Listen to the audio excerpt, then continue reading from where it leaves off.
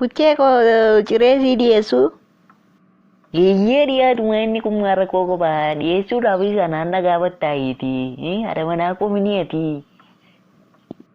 Tole watee hojjedhiira dafeenna kee cinqiloo biraatii biddeen bitee dhufaan eegi.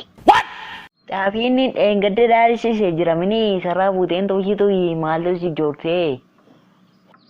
Buchee koon ikkoo biddeen tolchuu hin danda'u. Maal? Natti qoosaarra waa akkan ta'an. Maal hojjannarree mana tokko keessaa dhiirii lama. Baay'ee gadi dafi narraa qodaa keessa sabbadhu narraa sokki. Biddeen tolchuu hin dandeessu taana maal irraa hojjetti kun?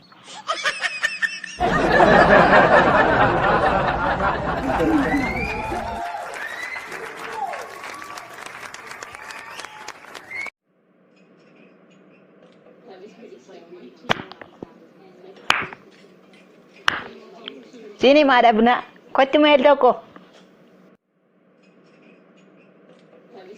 Gatiin buna keetii birii meeqadha mee dubbadhu mee? Buna shinii tokko dhuddee birii 30. Maal na shaamtaa abbaa qabeenyaa wayin sitti fakkaadhee gaafani wayyaa kiisiin uffadhee dhufe. Ani koo birriin qabu moo tiippii wajjinidha naan galee naaf yaada kee faa goroo dubbo maanni isheen gurguri natti qoostii.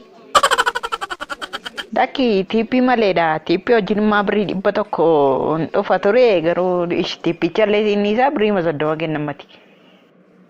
Maala beekun akkam qoostii baay'ee tokko qoosta boo tiippii wajjin birii 100 maette siiniin si bidaaraa atoo mana hin baastu.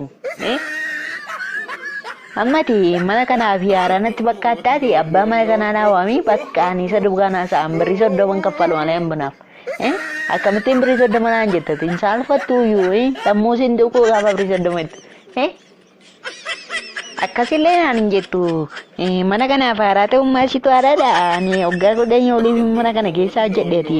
Har'a dhuftee mana kanaaf haaraadha naan jechuu barbaadda. Abbaa manaa si waamu birii 30 immoo hin kaffaltu taanaan immoo hin kaffalchiisaa siin jedhe.